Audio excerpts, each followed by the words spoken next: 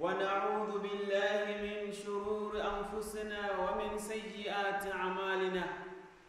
من يهده الله فلا مضل له ومن يضلل فلن تجد له وليا مرشدا. أشهد أن لا إله إلا الله لا شريك له وأشهد أن محمدا عبده ورسوله صلى الله عليه وعلى آله وأصحابه أجمعين. أما بعد فيا عباد الله أوصيكم ونفسي بتقوى الله في سر والعلن. baada ya kumshukuru Mwenyezi Mungu Subhanahu wa Ta'ala jalla jalaluhu na kumtakia na rehema na amani zimwendee kiongozi wetu, kiongozi wa umma, nabii wetu Muhammad sallallahu alayhi wa ala alihi wa ashabihi. Swala na salamu ziwaelekee ahli zake na maswahaba zake Mtume sallallahu alayhi wasallam kwa kazi kubwa ambayo kwamba walifanya kwa ajili ya kueneza kalima cha la ilaha illa Allah, kwa kueneza kalima cha la ilaha illa Allah Muhammad Rasulullah sallallahu alaihi wasallam. Ni bidii kubwa ambayo kwamba walifanya kwa ajili ya kufanya dawa ili Uislamu mimi na wewe ukatufikia kwa ajili ya maisha haya dunia na mbele ya Mwenyezi Mungu Subhanahu wa Ta'ala jalla jalaluhu. Wapenzi wa Islam, inshallah kwa idhini ya Mwenyezi Mungu Subhanahu wa Ta'ala tutaweza kuzungumzia maisha katika maisha ya zaujia, maisha katika maisha ya ndoa, ambao tuone Mwenyezi Mungu Subhanahu wa Ta'ala katuamrisha nini na tukataza nini kutokamana na husnul muashara, husnul muamala katika maisha haya duniani. Mwenyezi Mungu Subhanahu wa Ta'ala jalla jalaluhu alituhusia kwamba tumche, tumuogope ama tumumtii kwa maamrisho ambayo kwamba aliyotupatia ndani ya kitabu chake, na turudi katika taa Mwenyezi Mungu Subhanahu wa Ta'ala ili tuweze kufaulu fi darain, fi hadhihi dunya wa fil akhirah, katika maisha haya dunia na mbele ya Mwenyezi Mungu Subhanahu wa Ta'ala. Wapenzi wa Islam, Mwenyezi Mungu Subhanahu wa Ta'ala anatuambia katika kitabu chake tukufu, baada a'udhu billahi minash shaitani rajim, wa min ayatihi an khalaqa lakum min anfusikum azwaja. Wa min ayatihi, katika alama ya Mwenyezi Mungu Subhanahu wa Ta'ala, Allah Subhanahu wa Ta'ala ametuumbieni wanawake na wanaume ambao ni jinsi yetu, litaskunu ilaiha, ili tuweze kuishi na wao. Mama zetu ambao wametuzaa, wake zetu ambao tunao, watoto wetu ambao tumewazaa, wote ni amana mbele ya Mwenyezi Mungu Subhanahu wa Ta'ala. Kwa hivyo miongoni mwa alama za Mwenyezi Mungu Subhanahu wa Ta'ala kwamba ametumbieni wanaume na wanawake, ama ametumbieni wanawake ili tuweze kuishi na wao. Maisha ya ndoa ni maisha ambayo yametangazwa rasmi ndani ya kitabu cha Mwenyezi Mungu Subhanahu wa Ta'ala. Ni maisha ambayo yametajwa kwa ukamilifu ndani ya Qur'ani tukufu na ndani ya maneno ya Bwana Mtume Muhammad sallallahu alaihi wasallam. Litaskunu ilaiha, ili mpate kuishi na wao. Wajala bainakum mawaddatan wa rahma, na Mwenyezi Mungu Subhanahu wa Ta'ala akajalia katika maisha haya ndoa, akajalia mahaba na mapenzi na huruma.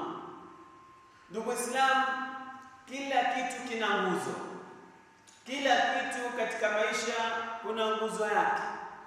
Mathalan, nguzo za Uislamu ni 5, nguzo za imani ni 6, na vile vile pia ndoa vile vile pia ina nguzo zake ambazo ikiwa itaangaliwa sawa sawa, basi itakuwa ni husnul muashara, itakuwa ni njia ambayo kwamba ni ya wema katika kuishi katika ndoa hii. Ndugu yangu Muislamu, kijana Muislamu ambayo unatarajia katika mbeleni kwamba utaingia katika ndoa. Ewe mzee ambao kwamba umeishi katika ndoa miaka hizo, basi sote tuna umuhimu wa kusikiza haya ili tuyatie moyoni na tupeane masikio, sio masikio haya kawaida, yale masikio moyoni, ili tupate kuzingatia ni nini ambapo kwamba alituelekeza Mwenyezi Mungu Subhanahu wa Ta'ala ndani ya maisha ya ndoa. Mwenyezi Mungu Subhanahu wa Ta'ala jalla jalaluhu alisema litaskunu ilaiha. Allah Subhanahu wa Ta'ala amewaumbieni wanawake ili mpate kuishi na wao. Wajala bainakum mawaddata wa rahma. Mwenyezi Mungu Subhanahu wa Ta'ala akajalia mahaba, mapenzi na huruma. Ndugu Waislamu, hizi ni nguzo muhimu sana katika ndoa. Jambo la kwanza ni kwamba tuwe na mahaba, yale mapenzi, love, true love ndani ya ndoa. Yale ambayo kwamba ni mahaba ambayo kwamba haipiti mipaka Mwenyezi Mungu Subhanahu wa Ta'ala. Alafu jambo la pili, Mwenyezi Mungu Subhanahu wa Ta'ala akaweka rahma baina ya watu hawa wawili ambao kwamba watakuwa wameishi pamoja. Mapenzi ni hali ambayo inakuja inapungua. Mapenzi uzidi na upungua. Watu wanavyoendelea kuishi katika maisha ya ndoa, unapata ile mahaba yanabakia, mahaba yanapungua. Wakati mwingine yazidi na wakati mwingine yapungua. Kwa hivyo ndio Allah Subhanahu wa Ta'ala akatuongeza jambo la pili, wa rahma, na akaingiza rahma ndani ya nyoyo zetu, moyo wa huruma. Ikiwa maisha haya ndoa haijatimia sawa sawa, ikiwa labda mume na mke hawapatani, basi rahma ingie katika ndoa hii ili ndoa hii iweze kudumu. Na mara nyingi kwamba mtu wenye kuoana wawili anaweza kuambia, lau kama sina watoto singemzalia huyu ama hangenizalia, basi ningekuwa nimeacha, ningekuwa nimemwacha, ningekuwa nishampa talaka. Lakini kwa ajili ya mahaba yamepungua na rahma imebakia, basi unabaki ile ndoa yabakia katika rahma. Mtu anasema kwamba lau kama sio watoto, hiyo ndoa ningekuwa nishajitoa ama ningekuwa nishamwacha, lakini sina uwezo wa kulea watoto wangu peke yangu, ndio sababu anakaa. Kwa hivyo rahma inaingia katika ndoa kama hii. Ndugu zangu Waislamu, Mwenyezi Mungu Subhanahu wa Ta'ala katika aya nyingine atuambia, wa ankihul ayami minkum, waozeni vijana ama waozeni watu ambao kwamba hawajaoa, waingie katika ndoa, min ibadikum, katika waja wenu. Kwa hivyo wale ambao kwamba ni wacha Mungu, kama una binti yako, una kijana yako anataka kuingia katika ndoa, Mwenyezi Mungu Subhanahu wa Ta'ala anatuambia kwamba tuwaozeshe ama waoe wale ambao kwamba ni waja ambao kwamba ni wema. Ni dhulma kumfanyia binti wa mtu, unampa kijana ambao kwamba hamfai, hamnasibu, yani kijana ambao kwamba ana uraibu. Unachukua mtoto wa mtu ambao ni msichana, unampa kijana huyu ambao kwamba ni mlevi, yani msichana wa swala tano, anamtii, ana hijabi yake, lakini wampa kijana ambao kwamba hana maadili, au msichana ambao kwamba hana maadili, wamchukua mpatie kijana ambao kwamba hana maadili yake. Kwa hivyo hiyo ndoa haitasimama, kwa sababu umempatia kitu kibovu, yani kitu ambao kwamba ni chombo kimeoza, wampatie yule ambao kwamba ni kizuri. Kwa hivyo itakuwa haitakuwa na maelewano mazuri, kwa sababu watu hawa hawaendani katika akhlaq. Kwa hivyo ndugu Waislamu, Mwenyezi Mungu Subhanahu wa Ta'ala, ikiwa mtu anataka kumuozesha binti yake ama kijana yake anataka kuoa, ni lazima muangalie ni nani ambao kwamba amana hii wamweka katika shingo yake. Kwa hivyo Allah Subhanahu wa Ta'ala, watu wengi wanachukua binti zao wanampatia waume ambao kwamba ni waovu kwa ajili ya mali. Anamwambia kwamba wewe nenda tu, atabadilika. Mke ndio humbadilisha mume, anamwendea tu, wamjua huyu ni muovu, lakini kwa ajili ya mali na utajiri wa ume ambao kwamba nao, basi unalazimisha, ama binti analazimishwa ama anaraiwa, anapatiwa rai, anabembeleza mpaka anaingia katika ile ndoa, na ajue kwamba haya ni maisha ya kuendelea. Hiyo itakuwa ni maisha ambayo kwamba yataendelea. Sasa kwa hivyo utakuwa tumevunja covenant ya Mwenyezi Mungu Subhanahu wa Ta'ala kwamba tuwaozeshe wabinti zetu au vijana wetu kwa watu ambao kwamba wanaendana nao katika ibada ama katika muamalati ama katika hali ya kimaisha. In yakun fuqara yughnihumullah, Allah Subhanahu wa Ta'ala tuambia hata kama utamuozesha yule ambaye maskini kwa tajiri ama maskini wote, Mwenyezi Mungu Subhanahu wa Ta'ala birahmati ataweza kuwatajirisha ama kuwapatia pato la siku. Kwa hivyo Mtume sallallahu alaihi wasallam katika jambo hili la kuoa akaomba akasema, waraba Nabii sallallahu alaihi wasallam an azwaj faqala, Mtume sallallahu alaihi wasallam aliweza kuwahutubia vijana akawaambia, ya ma'ashara shabab, enyi kongamano la vijana, man istata'a minkum bata falyatazawwaj, yule ambaye kwamba ana uwezo wa pato, ana uwezo nguvu za kimwili na nguvu za pesa, basi aweze kuoa. Kwa hivyo fa innahu a'addu lilbasar, hakika tendo hili la kuoa ama zoezi hili la kuoa lamfanya mtu anainamisha macho kwa sababu ana sehemu ya kuangalia. Naam, ndugu Waislamu, ni muhimu sana na vile vile pia inalinda heshima ya mwili ya mtu. Mtu akiingia katika ndoa, basi ile ndoa inamfanya heshima yake ya dumu, si kwamba unabakia kuhanyahanya huko na huko kile unayemwona mtaka kila mtu. Basi ndugu Waislamu, hiyo ni jambo kwamba linafanya mja wa Mwenyezi Mungu Subhanahu wa Ta'ala anaingia katika hisni, katika hifadhi ya Mwenyezi Mungu Subhanahu wa Ta'ala. Waqala sallallahu alaihi wasallam, na Mtume sallallahu alaihi wasallam vile vile pia amesema, tunkahul mar'atu al-arba'i, ni nani ambao kwamba ni vigezo gani ambao kwamba mke anafaa kuingia katika ndoa ama kijana anafaa kuingia katika ndoa. Mtume Muhammad sallallahu alaihi wasallam anatuambia kwamba tunkahul mar'a, mwanamume ama msichana huoleka akiwa ameangalia vigezo vifuatavyo. Limaliha, jambo la kwanza kuangalia pato lake la riziki. Kama na pato lake la riziki, basi mmevutiana, basi mnaweza kuingia katika ndoa kwa ajili ya mali yake.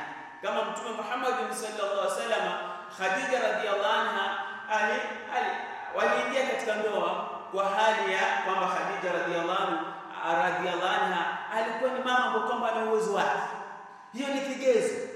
Vile vile pia Mtume sallallahu alaihi wasallam kwamba ile nasabia, ile nasaba yake, ile ni nasaba mzuri, ukoo mzuri ambao kwamba una heshima, basi vile vile pia ni sehemu ambayo kwamba inafaa kuangaliwa. Mtume sallallahu alaihi wasallam akasema kwamba wali jamaliha, na urembo.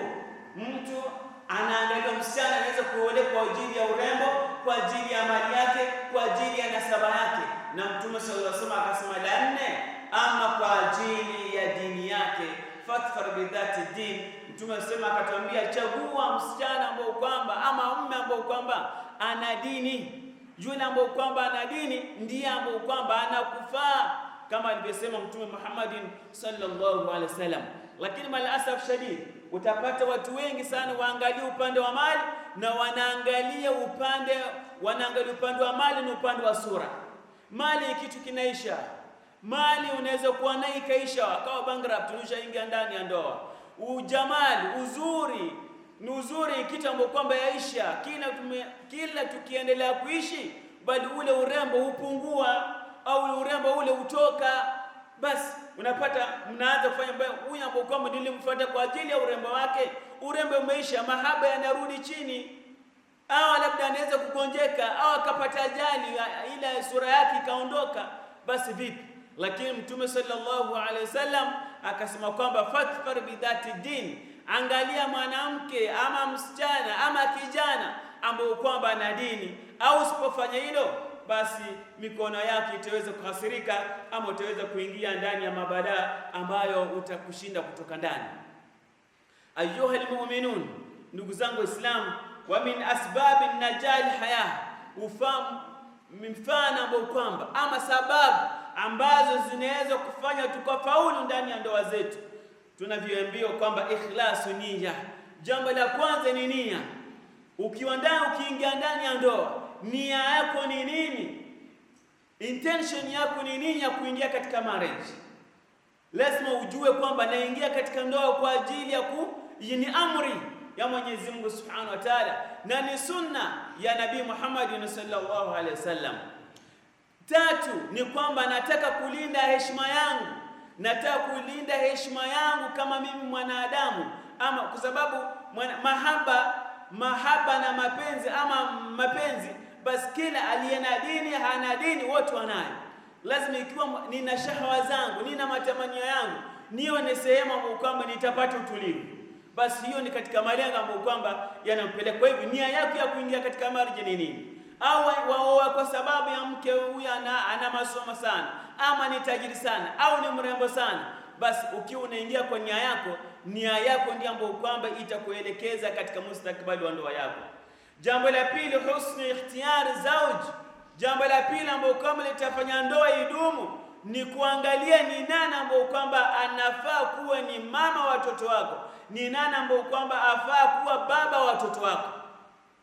Husnu ikhtiyar, uzuri wa kuchagua ni nani ambao kwamba anafaa kuwa mke. Sio kila binti anafaa kuwa mke, wala sio kila kijana anafaa kuwa mume. Ni nani ambao kwamba wamtazama kwamba ataingia katika hiyo marriage, anafaa kuwa ndani ya ndoa, ni nani ambao kwamba atakuwa ni mlezi wa watoto wangu.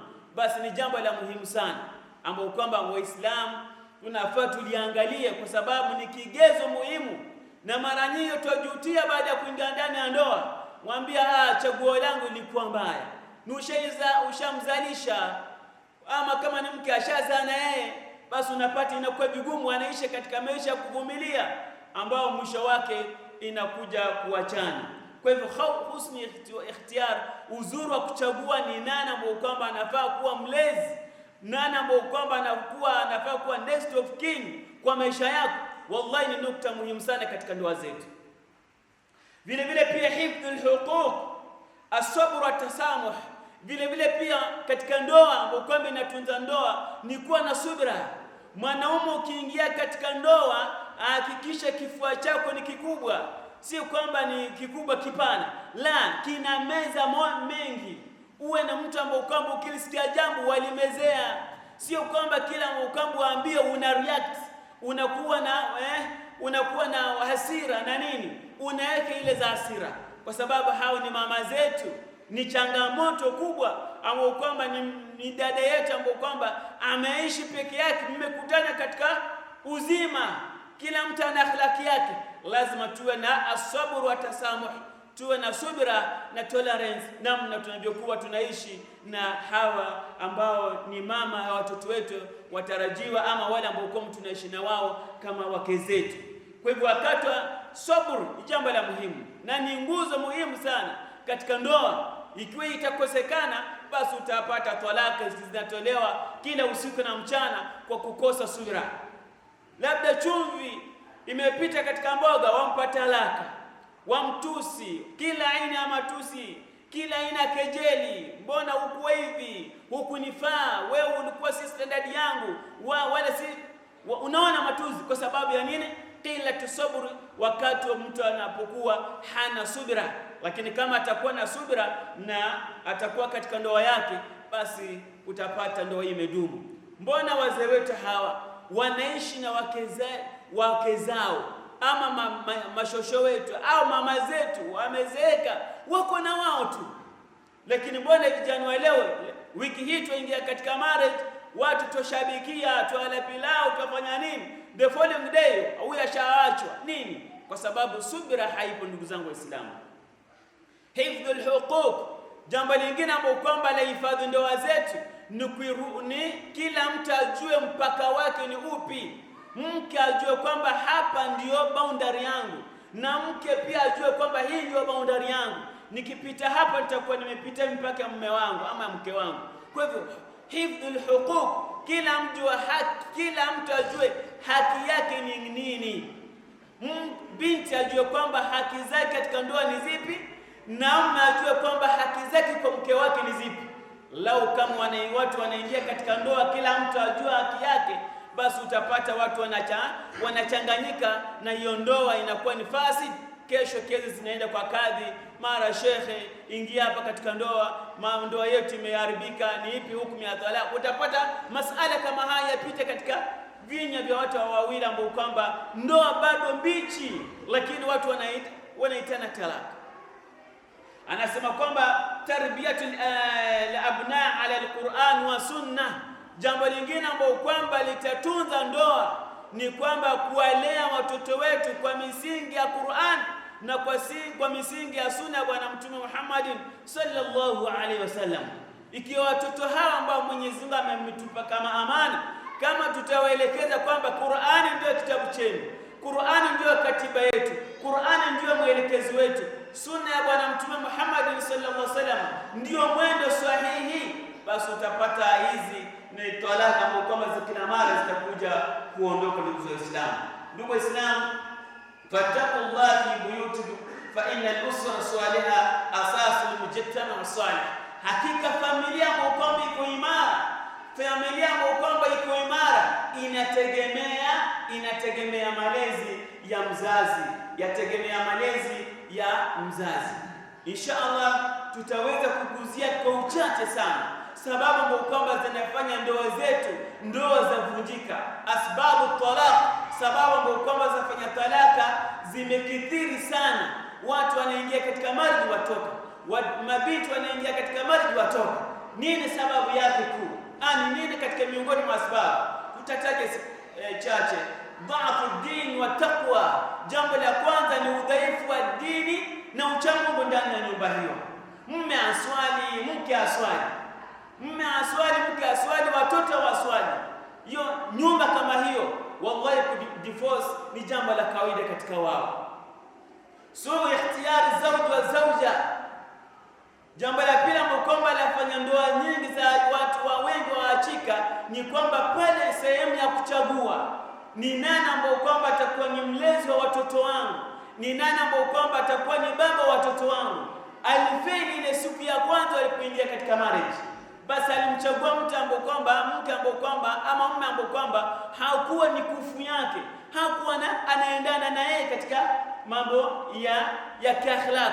Basi unapata ndoa hiyo hazidumu. Ndugu zangu Waislamu, suul ikhtiyar zawj wa zawja, suul khuluq, tabia mbaya ama tabia yani moral decay, yani mtu ana tabia, mume hana tabia wala mke hana tabia, ndoa hiyo haidumu. Hiyo ndoa haiendi mahali.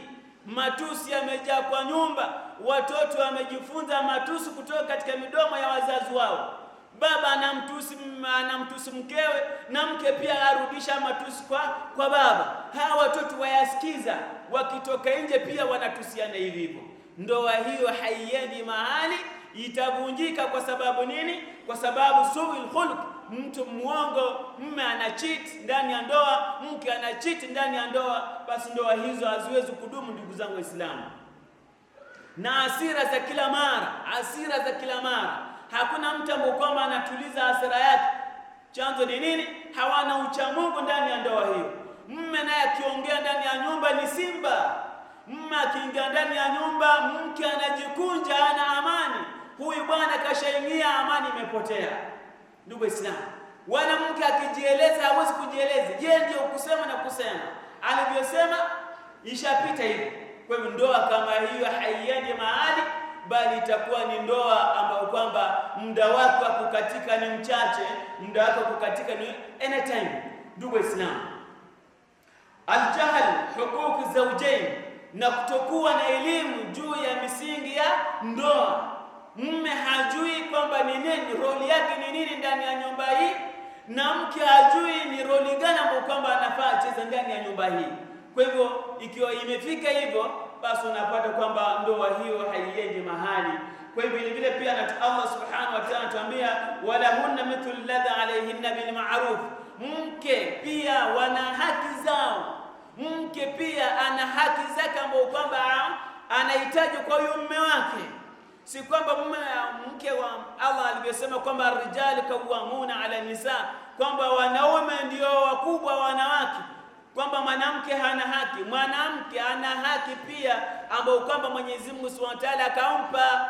Kwa hivyo Allah Subhanahu wa Ta'ala lazima mke pia apatiwe freedom of expression, yani hawezi kujieleza katika nyumba.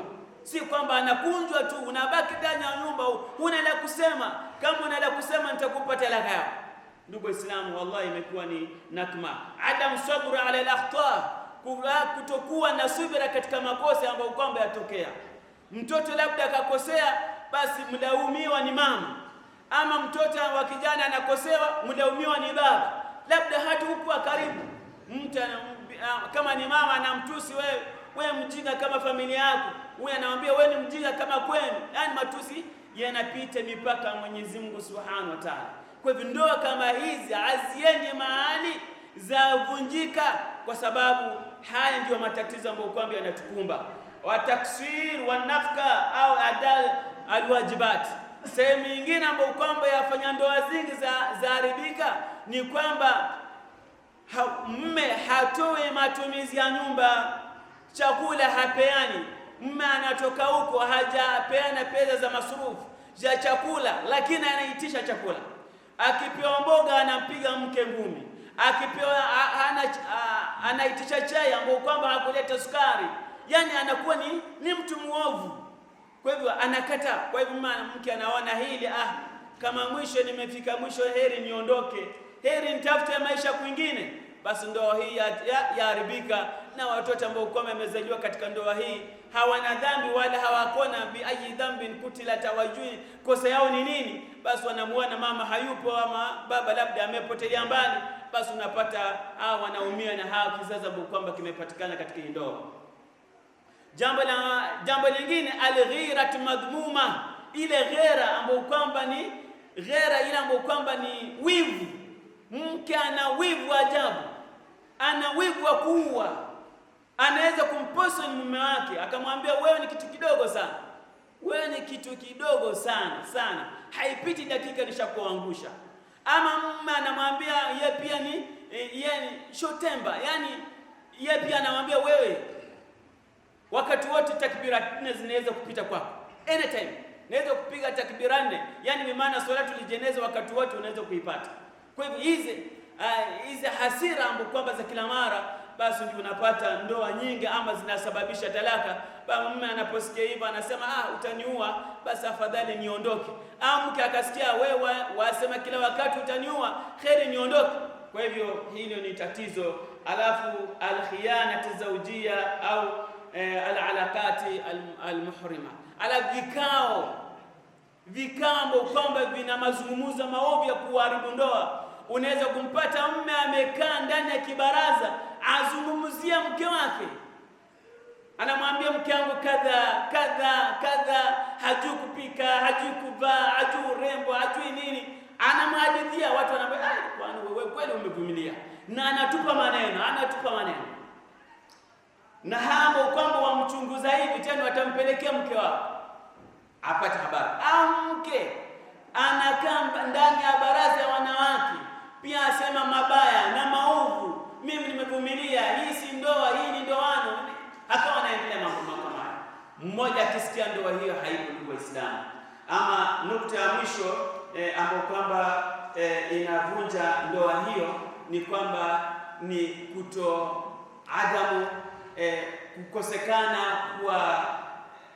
kukosekana katika kupatana. Hizi ndoa zimekuwa ni migogoro, kila mtu amtaki mwingine, haijapatikana suluhu ambayo kwamba inaweza kudumu katika kubakisha ndoa hiyo, basi utapata ndio hiyo inaharibika. Kwa hivyo adam hilli mushkilati bil hikma, kukosekana kumaliza hii mushkila kwa hikma. Watu wote wawili, mume na mke, Mwenyezi Mungu Subhanahu wa Ta'ala alituambia kwamba ikiwa upande huu na upande huu wamezozana, iteni watu wa pande mbili. Mume aite upande wa mume aite jamaa zake na mke pia aite jamaa zake. Ikiwa wamezozana, mambo haya yafanye nini? Yazungumzwe katika meza ya ishi ili talaka isiweze kutoka. Wakali Imam Ibn Qayyim rahimahullah, min a'zam asbab ad-dawam an-nikah husnul khuluq, jambo kubwa ambalo kwamba limefanya ndoa ama linafanya ndoa ya mtu kudumu ni tabia njema. Tabia njema inachangia wasabri na wasubur wa ihtimali al-adha, na kuvumilia maudhi ambayo kwamba yanapita katika ndoa. Aqulu qawli hadha wa astaghfirullah li wa lakum ولجميع المؤمنين والمؤمنات والمسلمين والمسلمات الأحياء منهم والأموات برحمتك يا أرحم الراحمين والحمد لله.